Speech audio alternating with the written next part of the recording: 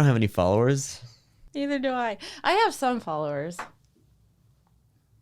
Have to have a fan club. You have to create a fan club. Did you know I had a fan club? What? In high school. That picture right there Oh my gosh. is my yearbook photo from when I had a fan club 25 years ago. All right. We should be recording right now. That's good stuff.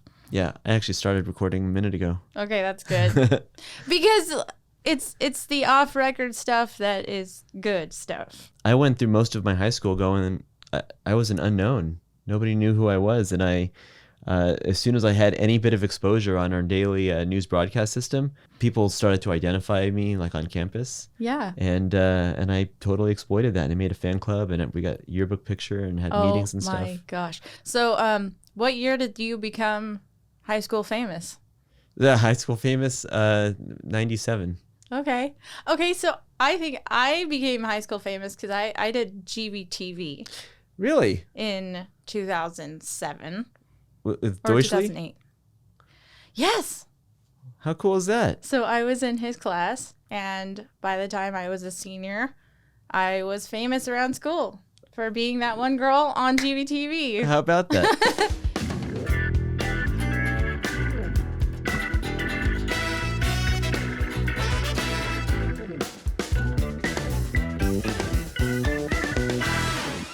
Welcome to the Exploring Podcast. My name is Koren Young, and I'm joined today by a friend of mine we've known for 12 years. I guess we'll talk about our experience with that as well. She is a Santa Clarita native, a mom of 3, multimedia artist, a bodybuilder, and she is a millennial who looks like a Gen Zer, which is quite a gift. And I'd love to really welcome my friend Emerald Phoenix. Thank you for having me on the show. I'm excited to be here. Felt like I was walking into the metaverse when I walked through the door. Yeah, it does feel grand. a little like you're on a spaceship or something. I had an older woman that I used to work with at the senior center. I heard her describe the studio and the other part of it. She's like, it's like you walk into Star Trek. Yes, So it's exactly that feeling. That's kind of cool. I love it. So we actually met 12 years ago when we were working on at the time it was a short film that turned into a short film trilogy that turned into a feature film called Swine. Yes. Now known as Warpath of the Defiant. We've renamed it. Wow. Okay. But yeah, your mom was one of our leads in the very first chapter, and then you were in it. I was an extra. Oh no, you were awesome. I got to meet you there. Yeah. I connected with you. Now we're here today. So yeah, we are. And nothing is in vain. And what's changed over the last 12 years? I feel like nothing and everything. Yes. For me. So I want to say it's my mom's fault, by the way, that whole movie got started, because she was sitting in the room with Daniel and they were students together, and they were both talking about what would you really do with your life if you could make your dreams come true. And then Daniel said, I would be a director and I would make this film come to life. And then my mom said, well, I would be an actress. And then that's how she got in his film. And that's why it all happened. It's my mom's fault. I did hear that. Love you, Mom. She said I wanted to be an actress. That was like her first acting role or something, right? Yeah. And by the time we finished that feature film, it was 5 years in the making. And we had over 100 people on the cast and crew, Wow. so many locations, thousands of hours. We were at Comic-Con several times. We sold T-shirts. We sold DVDs. I had no idea. What an adventure. You guys went all out. What an adventure. Yeah, it really was. And it's so funny to know that your mom was responsible for that whole thing. The little motivational factors. It really is. You know? I mean, especially since that whole class was like, what would you do if you could do something, like live your dream. Yeah. So I have these things called pod decks. They're conversation starters. There's tons of questions on here. Awesome. And so I'm going to ask you a question that I don't know what it is. And the question I have for you is what I learned about myself this quarter. So I'm asking you what you learned about yourself this quarter. Ah, okay. I learned that I'm a lot more self-aware than I believed for myself to be. How does that make any sense? So I'm a very, very creative person, and I go through fluctuations of like there's peaks of creativity, which I'll just be honest, I was diagnosed with a form of bipolar 2. And so there's hypomania and depressive states. So what happens with me when I get into one of these, quote, manic episodes is that I get highly creative and I have a flood of ideas and things that I want to do and accomplish. And sometimes I'll start projects, and then after that state kind of goes away, it's like, what the heck happened? I started 5 businesses and none of them are going well. Like, that's how it feels. Wow, I can't imagine that. No, that is so unbelievably relatable. I can't even tell you. So, I'm glad I'm sharing. I'm kind of nervous because I've never really painted with words what it's like to go through these ups and downs of the way my brain works. And I know there's others out there like me who are creative, like Van Gogh. He'd paint things and he had a perception of the world. He was having a hard time with social engagements, and he had his struggle with finding sanity.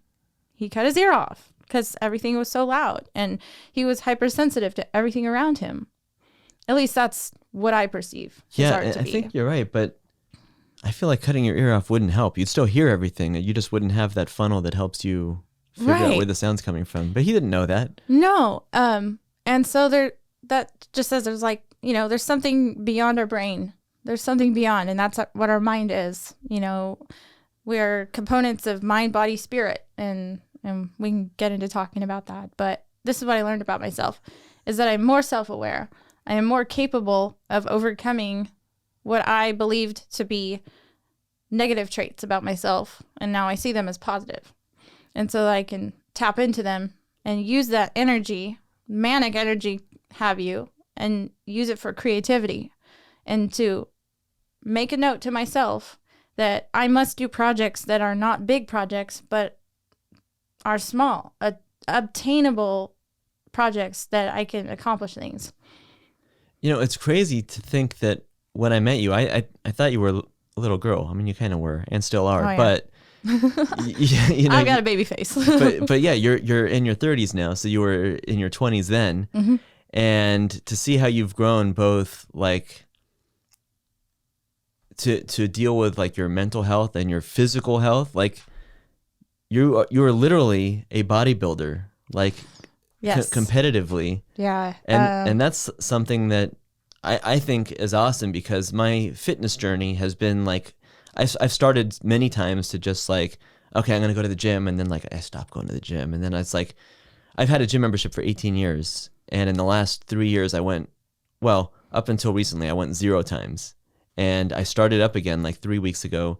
And That's I'm really awesome. excited, because it's actually like, I feel motivated. Like I want to hit a goal like in a few months. Yeah. Like get my summer body by the fall, I guess.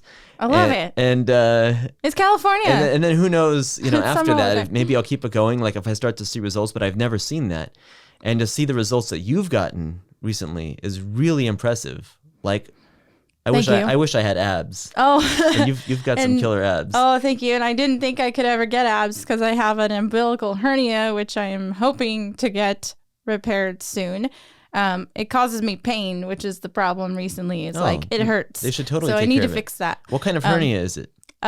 It's an umbilical hernia. That's the name of it? Yeah. So slightly off topic, but also on topic. Yeah. There's a song by Weird Al Yankovic called "Living with a Hernia," and he talks about all these different types of hernias. And from what I've seen, I love Weird Al. People say, you know what, I learned more from that song than I ever did from my doctor. And so I'm recommending that song to you.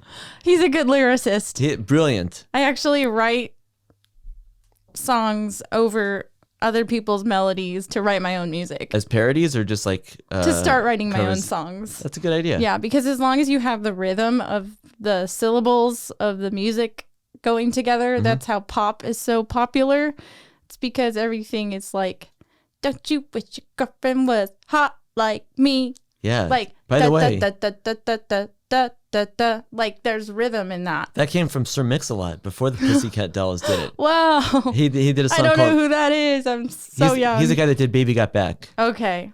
You know that one, right? That makes sense. So he did a song called Swass. Don't you wish your boyfriend was Swass like me? And I'm not sure what Swass, if it's like yeah, so contraction of sweaty ass or if it's what, but Or if it... I will never think of it the same way again. Do you know it as something else, Swas? Sawas? No. No. Okay. Yeah, but yeah, it's if I guess if once you know that you can write stuff. But I want to hear more about this bodybuilding journey. Okay. Yes. Like, what made you even want to get into that? Okay. So one night I was on Instagram and I was like, I don't know, I was bored. I couldn't sleep. I was probably angry at the ex. God bless his soul. I was scrolling and then I found this guy named Nunzi in Vancouver, and he was in these white shorts and he had a long beard and he had this 80s headband and he was rocking it, and he was up in the gym like it was a club on Friday night. Like he had a DJ going, and I was like, this is it. That spoke like, to you. It spoke to me in my gut. I was like, I'm going to get fit. And he's like, you don't need a gym. We're going to go right now. And then I was like, yeah. And I had my, flabby baby body. And I was like, all right, this is it. I'm going to get fit. Is this right after you had a baby? Yeah. So then I was like determined. I was like, I'm going to get fit. And, I met someone and he's been an influential person in my physical bodybuilding and brain development. And I say brain development because the brain is the one organ that never stops growing. It never stops developing until you die. Weird. It's cool. It's like the one organ that even if it's experienced damage, if you've experienced addiction and you think, oh, I've destroyed my brain, there's no hope for me. Actually, there is. You can retrain it. You can rebuild all that stuff? You can rebuild it. That's so cool. Yeah. So we have just begun to harness this power, this knowledge that, like, yes, we can retrain our brain, and we can just take one addiction, and replace it with another paternal, healthy rhythm in our life. So it's no longer about like, oh, I just gotta say no to this. It's like, no, and this, like, pivot. Like, right. Pivot, that's an important word too. Like, my cousin came out with a book, and I'll give her a shout out. Her name's Kristen Boss, and she just wrote a book called Pivot to Purpose. She talks about this. You've got to pivot to a purpose. Like, if there's something in your life, like me, it was just like, my mental was kind of all over the place, and I was not living with purpose, like determining what is my goal, what's my destination. Not living with a destination is like, just wandering everywhere. So like pivoting to purpose, okay, I'm going to land this goal, I'm going to get fit, and that's my goal. And then going forward, like, that it's very simple to shift into that, but it's powerful. It's simple. It's so simple. It's stupid. I never thought about doing that as an adult with myself. I know that, like, with a kid, if a kid says, hey, can I have candy? Rather than just saying no, if you say, why don't we go get an apple? Yes. Like, you say, no, but, or no, and. No, like my son, he's like high sensory seeking child. Always wants sour and spicy, like Takis and sour candy. My kind of kid. So what is our alternative? We put tahini on everything. He puts tahini on everything. So that's that healthy alternative. Like, so with fitness, bodybuilding, my journey, and I know I'm kind of trailing off, but I have had some influential people in my life. I've had a trainer. I've had a couple of trainers who've worked with me with the mental and the spiritual and the physical, and they all tie together. But the bodybuilding came around when I was following one of my friends on Instagram. Found a local fitness influencer who was posting about Muscle Beach. And I was like, cool, I'll do this. Because, like, I've been living under a rock as a mom. So I'm like, it's close by. I'll do that. Not realizing some people plan for these events, like, and they've been bodybuilding for 9 years. And how long did you give yourself to do this? Like 6 months. Okay. You can get some good results, I guess, in 6 months, but. And granted, I had, like, been working out, but I really just pushed into gear when I was like, I'm doing this. And it was like, as soon as I signed up, I had a sponsor come on board to give me some natural supplements, which I don't really focus on those. It's about like 80% it's 80% what you eat and 20% workout. Yep. That's the ratio. So it's all about the food. But I had, some jewelry sponsorships, and I'm still looking to sponsor with more people who have a heart for whole what's the word? Mind, soul, body, wealth. Yeah. I meant health, but yeah. it came out as wealth. Mind, soul, body, wealth. Let's just call it that. Sure. Because that's what it is. When you're healthy, you're wealthy. So you're going back. You're going to do another competition. Yes. So I have another one coming up. When? On September 5th, Labor Day weekend. And this time I'm actually going to be singing because what? I'm a vocalist. So I sent the leader, I sent the CEO a message. I was like, hey, I don't know if you have anyone singing the national anthem. I could send you a recording. And so I originally sent that for the 4th of July. I wasn't able to make that event due to my health. But he's like, we have someone for the 4th, but we can open the stage for you on September 5th. So I was like, how cool. Just because you asked, and you're going to be up there competing and flexing and all that. Yeah, this time I'll be doing the vintage category. Oh, that's awesome. It's a little bit more fun with the creativity of outfits. It's like a one-piece suit. That's like pinup style. Yeah, right? yeah. So it's a whole different category. So they're doing all these cutesy poses, but I'm still gonna go for the we did it. Yeah. Pose category. That Rosie the Riveter. Yes, like we did it. That's really cool. We are doing this. I can see you in that in that style. So that's really cool. I'll be very strategic about like everything that I wear, because it's like now is the time to put a lot of effort into personal appearance when we go and do things in the public eye, because everyone is following everyone. Yeah. Well, I mean, we can see now how much Instagram has been a major influence in your life. Just everybody can be paparazzi for you. If you just like say, hey, 20 friends, which I'm thinking about doing this for fun, just like calling up 20 of my friends and be like, hey, I'm going to buy lunch for everybody if you can come out to my show. And I just want a gang of people out there cheering me on, because it's going to feel great. And then I'm going to support you and you support me, and just kind of like what you created your fan club in high school. Yeah. It helps bring momentum. And we have to believe in each other as creators. And what a good idea, buying lunch too. Yeah. Now they don't know that it's going to be like a low carb. It's going to be like bird seed and whatever the heck you have to eat to prepare. I'm going to bring sunflower seeds, and that's it. How about some of these? What is that? Pistachios. So is that healthy? This is a really good snack because it's good fats. Okay. See, good fats. So I mentioned to you that I've been like working out for the last couple of weeks.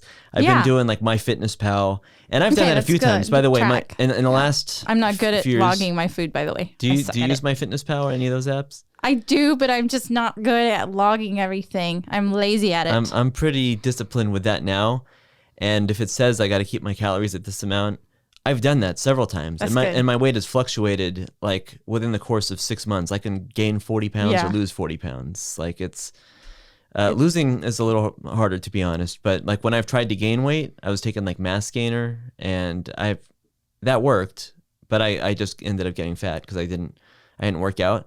But I can keep my calories at the right amount. But what I never looked at before was the macros, and that is a real struggle for me. Not so much. I think it's because all the foods that I love, and some people love eating bread and all that stuff. I'm not big on that, but the things that I do eat, I feel like everything is really carb heavy. And if I'm trying to keep my carbs at like 35% every day, my carbs have been probably like 80% of my diet. And so keeping carbs down is tough, but the harder thing for me is keeping protein up. How do you get so much protein? Okay, so it's a struggle for me to eat enough food. if that makes sense. Because I'm so I do. busy, I'm on the run. And now my metabolism is just, it's so fast. So I hate cooking chicken. This is something that I'm like getting over. But chicken's the best way to get your protein. I love it. Yeah. And air fry everything. Like if you don't have an air fryer, it helps save you so much time. Like you can pop everything in there and then it's done. Yeah, I love the air fryer. Yeah. I'll give a shout out to Air Fryer Squire. What is that? It's a channel about air fried food and how you can A YouTube channel? look like me. Yeah. I promise. Yeah. Well, my secret is I go to Costco and I spend $5 on that rotisserie chicken. Oh, and that's I great. tear it into like 100 Yes. pieces and I eat that for a week. Yes. And then food prep wise, like you can do that and then you can freeze your chicken. That helps. And then you can like reheat stuff. I'm learning how to food prep, but getting back to protein, broccoli is high in protein. Chicken, fish, eat fish all the time.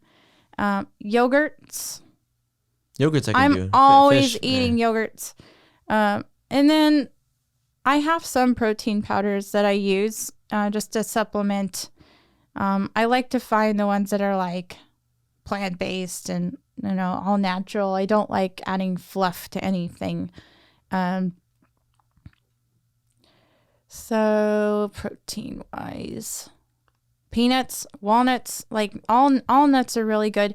If you're trying to keep your fat low, you stay away from like walnuts. Cashews are pretty good. Yeah. Those pistachios. Yeah, I like all that stuff. So we've spoken a lot about your physical health, but because you're into the holistic, the mental and the spiritual as well, can we talk about some of that stuff in your life? Yeah, it's important. It's all connected. If something down here is off balance in your gut or in your body, if you have physical pain, it's going to affect your mental.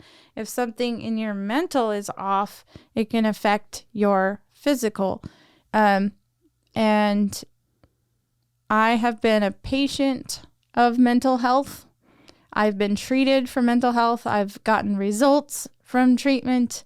I just want to say it's important to bring it into a positive light because there's still a stigma attached, and media has done a disservice to those like me who've been a patient because like we're, like there's a joke that, we call the mental hospital the loony bin. Mm-hmm. We got tossed in the loony bin. And I have to laugh because you just see all walks of life there. When I was being treated at a center, one of the fellow patients was a nurse. 2 fellow patients were nurses. And there was, of course, yeah. Someone who was struggling to find housing and they lost a limb because they weren't accepted to a place when they were suicidal, and then they tried to commit and then they survived. And now they're here to help the rest of the world not commit suicide anymore. Like, we have people who have hearts to serve and want to give, and our people end up in the mental facilities because they are not getting the help they need soon enough. Like, it's preventative health care, to go and get admitted. Like, and it's not easy to talk about. So I'm like, oh man, I should just keep this to myself. Like, yeah, if I'm putting you on the spot or asking you questions that you don't want to talk about. There's not enough stories out there of the good that's happening, and there were some bad things that happened while I was there. I will say that. I don't want to go into detail, but there's room for improvement, and there's also good things happening.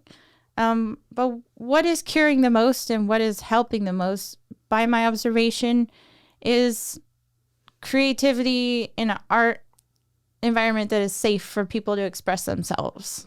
Yeah. Within the context of I was getting mental help, that was the environment in the room with the crayons, and we're all making art projects and unifying and listening to classical music. Like, that was the place where people healed the most. Is that what got you back into art?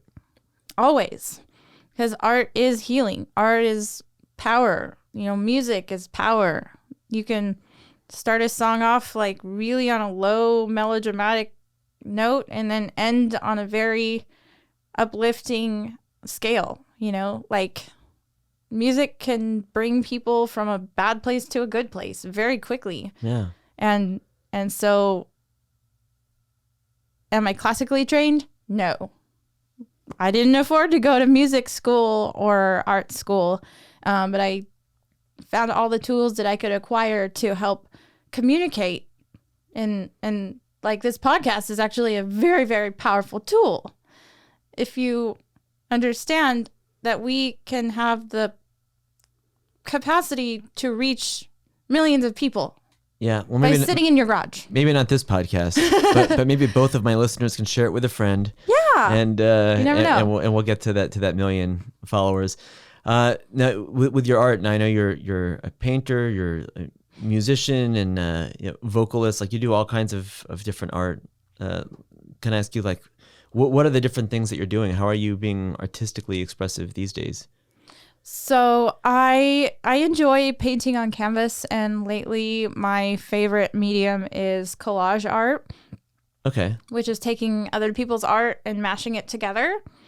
And that's like a visual art that is like expressing collaboration between, different artists. I love doing that with people. So my passion for production is like, that's my favorite thing to do. I haven't done that in a while, but I love like getting people together, assessing their gifts and talents, and like putting a team together and doing things. And the struggle is finding the money. Yeah, that's always the struggle. Finding the funding. How do we find the funding? Same thing with filmmaking. But yeah, it's interesting that you said that you see collage artwork where you take someone else's art and just cut it out of a magazine and put it in your own. And as a collaboration between you and that artist. But I guess that's similar to if you're a musician, it's taking someone else's song and sampling it and like remixing it and stuff. Yes. Yeah. It's very much a collaboration, even if the other artist doesn't know you did that. Right. And I'm striving to find musicians who have music, but they have no lyrics on it, or they have a project. Out there for sure.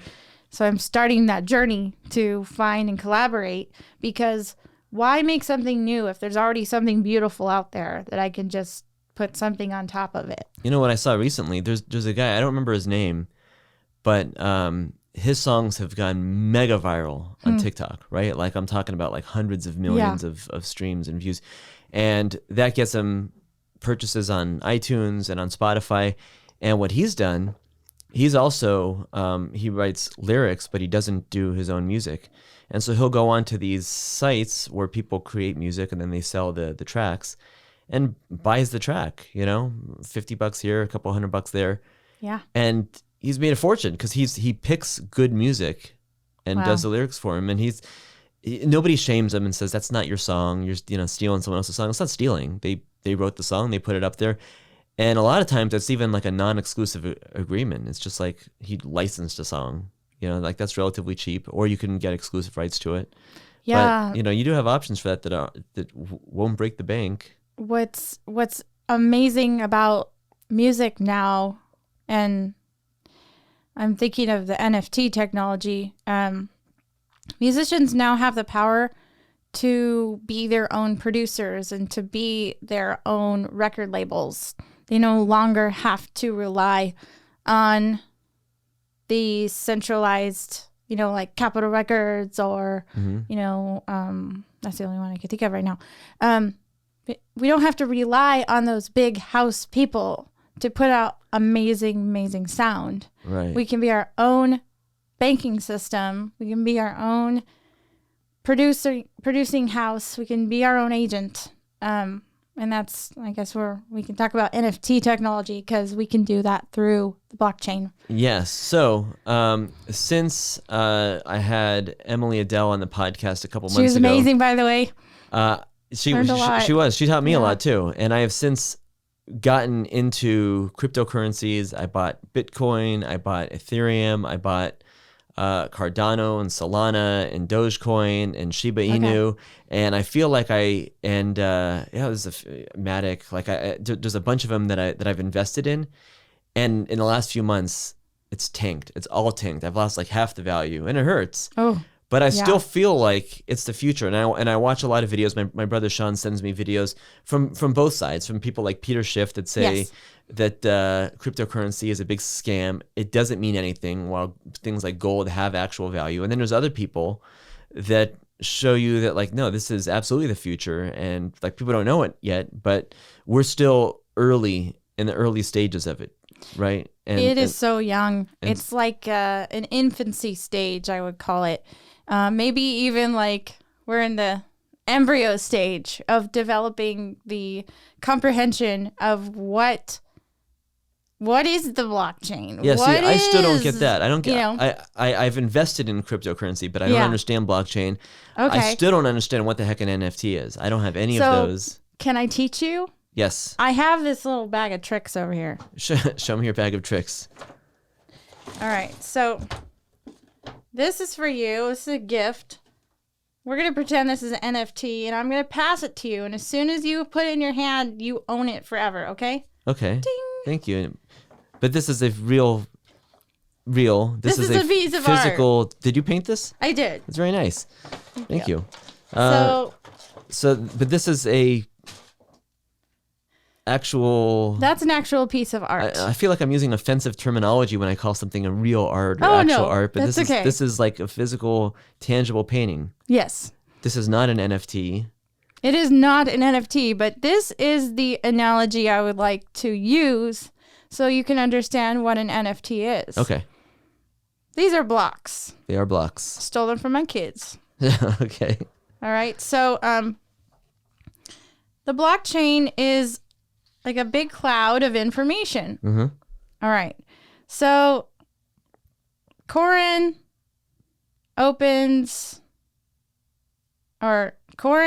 has a wallet information. Seed phrase, which locks the blockchain wallet. Is that like the 12-word Also phrase? Yes. Okay. I never understood all that. When you get your crypto wallet, this is just an example. The blockchain cloud makes a record. Boop. The blockchain knows you have a wallet. I have a wallet.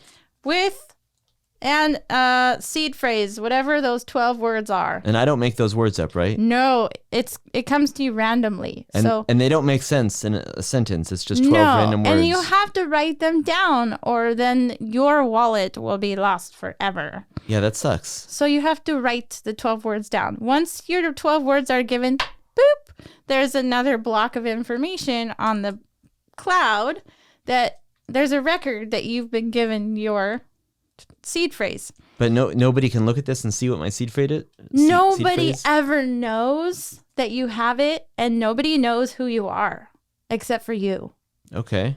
So there's a code that you own that nobody else owns, and you own a part of the internet. Okay. So and nobody else yours. can claim that they own it. Nobody can claim it. Okay, because that's a record that and it's a record. It's not a record that I own it. It's a record that whoever has these 12 words owns it. Okay. Yeah.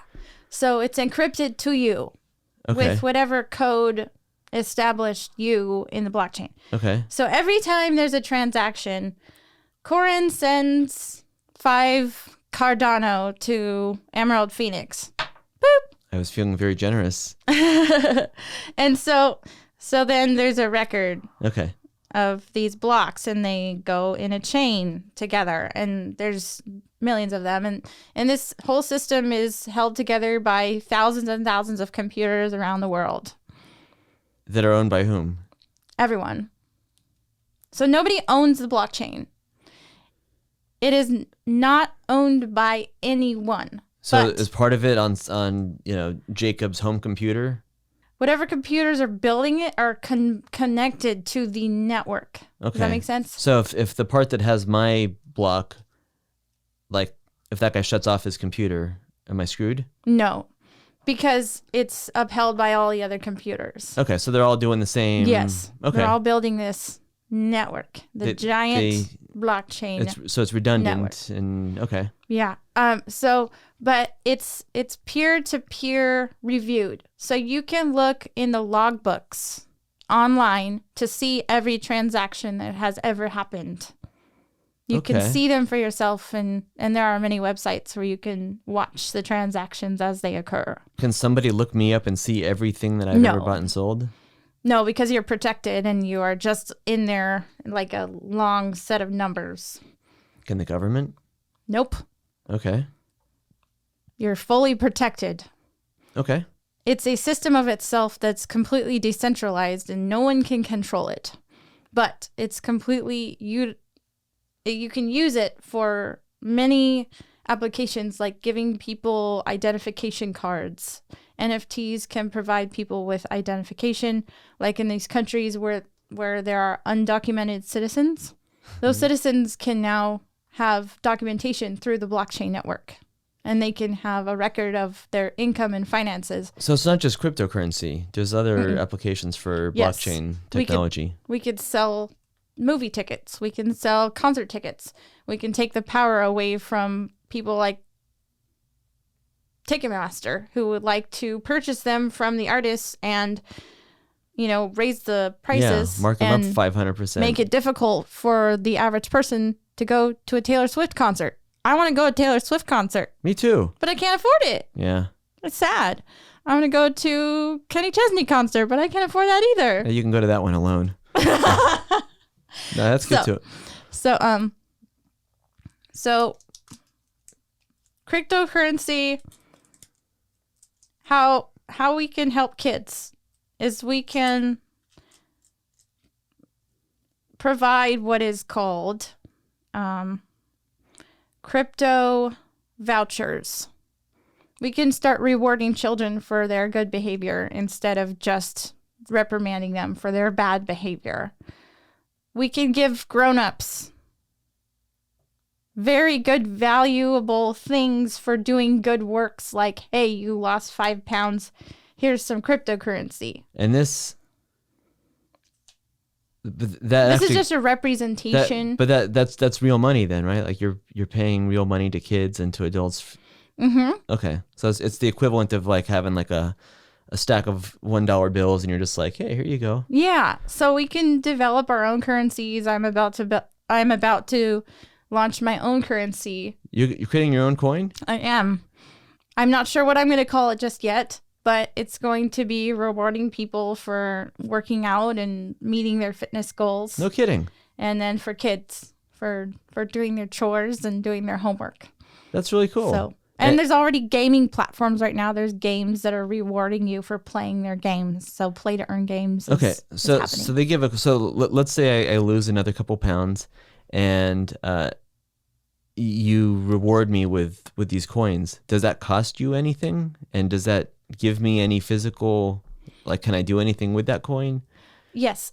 So it will cost me something, but the goal is for me to launch my project, and then the cryptocurrency that my platform will be on is backed by Matic and the Milk Token. Uh-huh.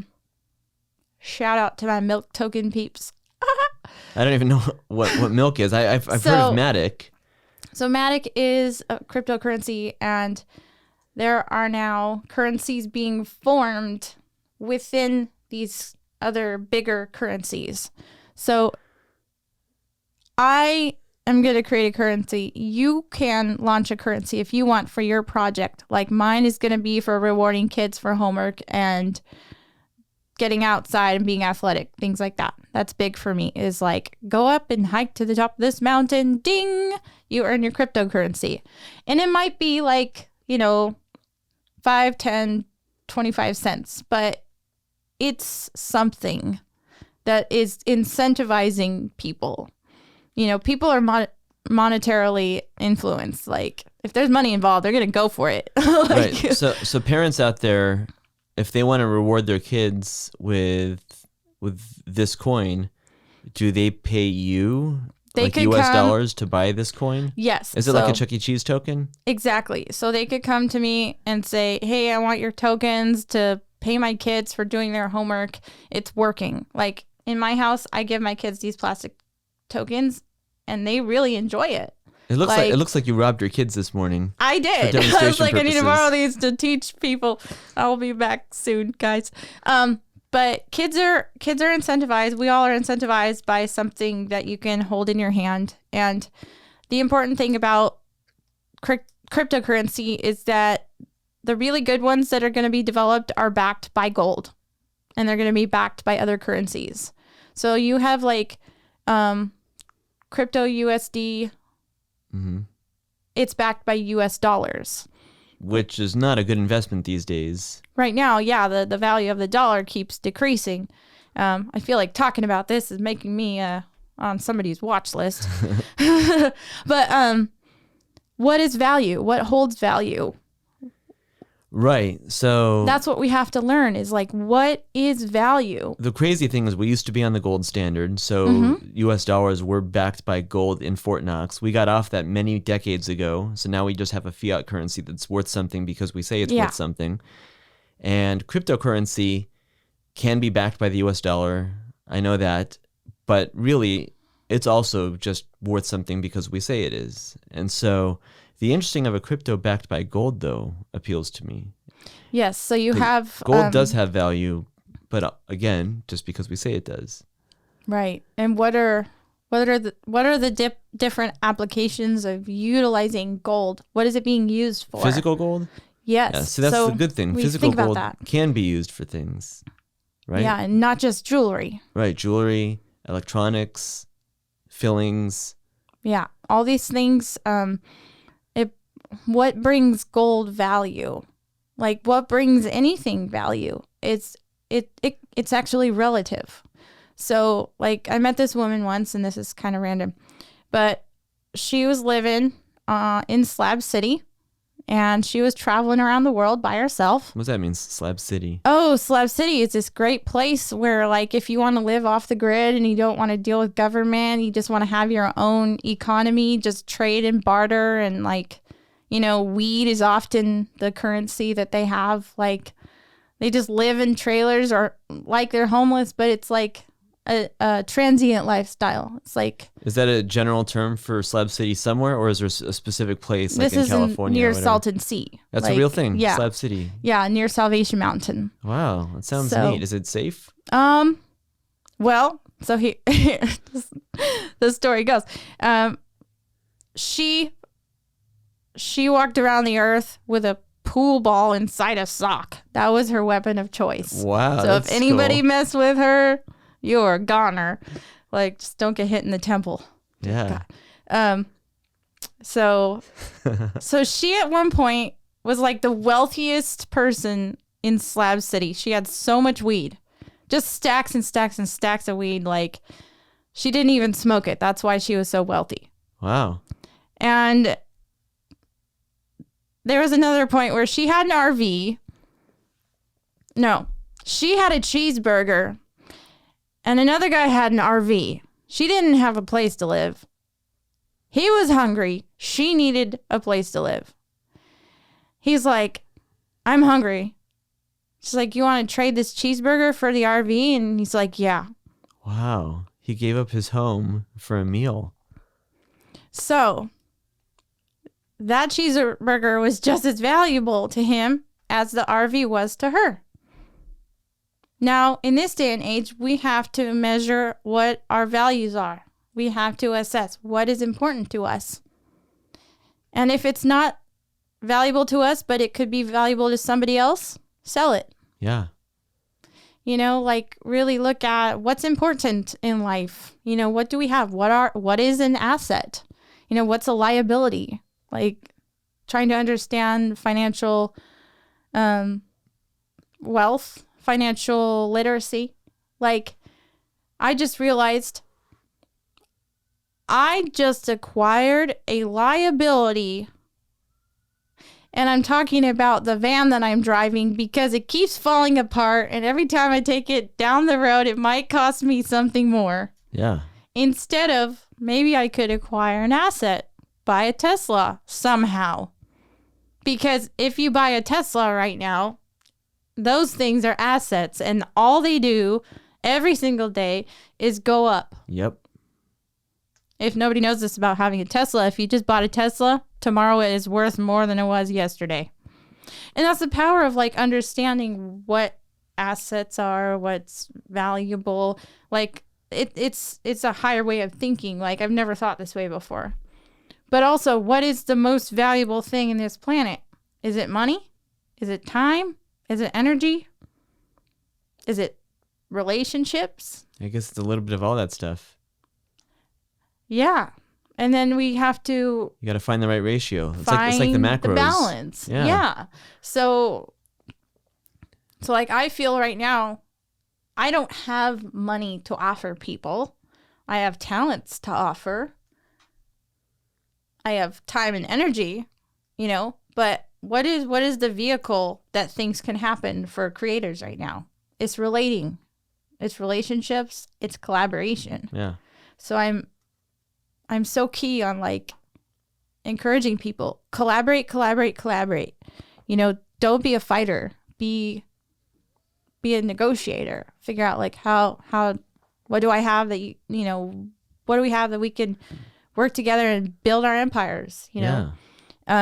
Like you've got an amazing studio, and I know some people who could utilize the studio. Like it's crazy to think like you have so much value to offer this world just by having the tools that you have. Cool. Well, if they can trade me their money for this value, let's go. Yeah. Hey, money people. And then, have a plan. People want to know if you want to take my money, what are you going to do with it? Yeah. So we have to be ready for a plan and be like, well, I've got this screenplay and this is going there, and I've got these people, I got these team. And I think there's a lot of investors out there with money right now, and they don't know what to invest in. Yeah. They've pulled it out of the stock markets. Yeah. And there's a lot of rich people right now wondering what to do with their money. What's the next big thing? So what do your kids do with these coins that you reward them with? So I give them real US dollars. Oh. So they trade them in, and then I give them money, and then they can go buy something. They're little kids. Yeah. So they're 5, 6, and 3. Mm-hmm. But I'm trying to teach them about money and how to make money work for them instead of like working for money. I'm reading a book, Rich Dad, Poor Dad. Robert Kiyosaki. I'm a slow reader, but I'm slowly... Audiobook for that one. Read along. Oh, okay. Yeah. I'm not a big audiobook because I have to like have something I see in front of me. You follow along with it. That's what I do. But okay. Yeah. I listen and read. I have a hard time reading actual stuff because it's just I'll read a paragraph and then I'm like looking at something else. But if I hear it, I can go. But I've got. So your Rich learning Dad, style is like you got to hear and see. I have to with books, but that's a good one. And he has another book that I've heard a lot about that I want to maybe delve into, and that's something about like the different types of the cash flow quadrant, something like that. It shows like the different ways to make money. Yes. Yeah, I haven't gotten into it that far. I think he's pretty anti-crypto though, isn't he? I don't know, just because I'm still in the Yeah. early chapter, but But here's something that a lot of these old school economists like him and like Peter Schiff, they know what's worked for them, right? Yeah. So people like our parents and our grandparents that went to college when you could work at the corner gas station 20 hours a week and be able to pay for everything for your house, your apartment, your 3 kids, and your college. Now you can't do that. Now if you want to go to school, you're taking out a loan you're going to pay off over the next 30 years. right. And a job like that, working full time, wouldn't pay for a studio apartment anywhere in the country, right? There's Yeah. you really need multiple incomes to be able to make it. It's a different lifestyle than what these old school guys are looking at. What worked for them doesn't work anymore because things are more expensive compared to your income. And I think we just got to find new strategies. And it sounds like you got your finger on the pulse and you're looking at it. I'm definitely developing a strategy. I'm basically, no, literally, I'm living back at my mom's right now because inflation has robbed all of us young people of being able to live, reasonably in a house. Yeah. Or an apartment of some kind. It's like really insane. Like even my most wealthiest cousin, who has a really awesome job as like a supervisor in a union construction company, was having a very, very hard time finding a condo for like many, many months. Yeah. Like, because they're we're talking really he had a good income. Yeah. Like, and I'm like, yeah. And then I'm going through some stuff, getting my life back together. But again, trying to find that strategy and use what's up here. That's what Robert says, is like, use what's between your ears. You have the power to figure this out. Yeah. And that's by being paid nothing. He tells the kids, like, I'm not paying you anything. Go and figure this out. You're going to figure out how to get rich. And so I'm like, okay, here I go. So yeah, website's coming. It's slowly coming along. But, being here is like definitely helping the process for people to understand what it is that I'm doing, so I can talk about it on a platform that's like, you're giving me some clout.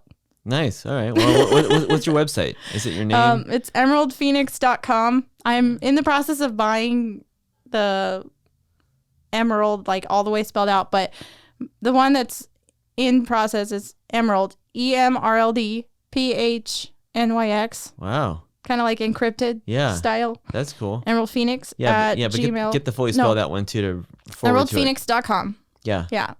So. Cool. Now, also, I knew you before you were Emerald Phoenix. Where'd this name come from? Oh, it was kind of like it came to me from, like, it was like a dream almost. Uh-huh. I just get in these zones. It's like prayer, meditative state. And it's like, sometimes I'm like, God gives me these words. And then it was like emerald. It was just like this green glowing emerald. And I was like, I'll roll with it. And then at another day, I was, kind of in one of the same modes, like just creating and praying. It's kind of all together. And phoenix, just the image of a phoenix. Like, what is a phoenix? It's this bird that's born in the fire, and out of hardship, through the pain, up from the ashes, grow the roses of success.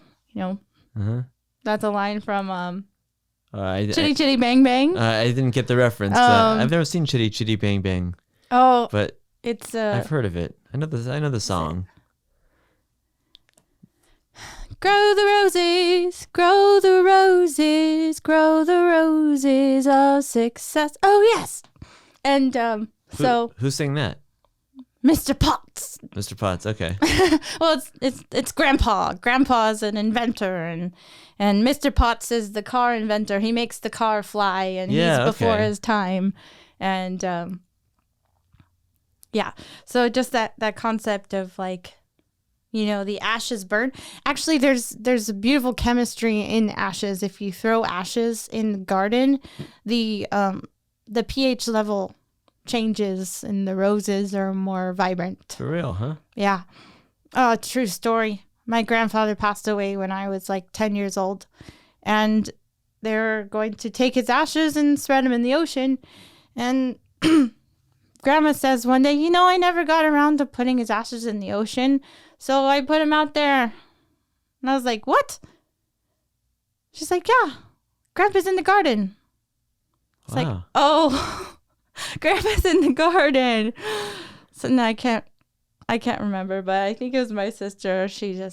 Somebody yells, there's a dead guy in Grandma's garden. Hey, that's not how he wants to be remembered, but I bet it helped the garden grow. No, she has the most beautiful roses, and my grandma's home is filled with art. It's where I learned all about art, was through my family. So it's their fault that I'm an artist. That's great. I blame them. I'm glad that happened. Me too. Yeah, it's been really, really good to be on your show. Yeah. We talked about a lot. We did cover a lot. Did we go around the world? Pretty much. Because it was very cold and then it got very hot. So Yeah, well, I turned off the air. Arctic to desert. Cool. Well, thank you so much to Emerald Phoenix for joining me on this podcast today. It's been a pleasure. We covered so many things from bodybuilding, mental health, spirituality, blockchains and cryptocurrencies and NFTs and I don't know what the heck.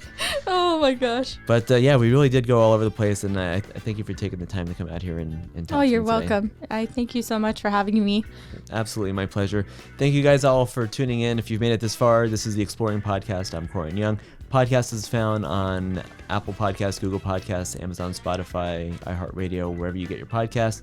If you like it, share it with a friend and leave it a review.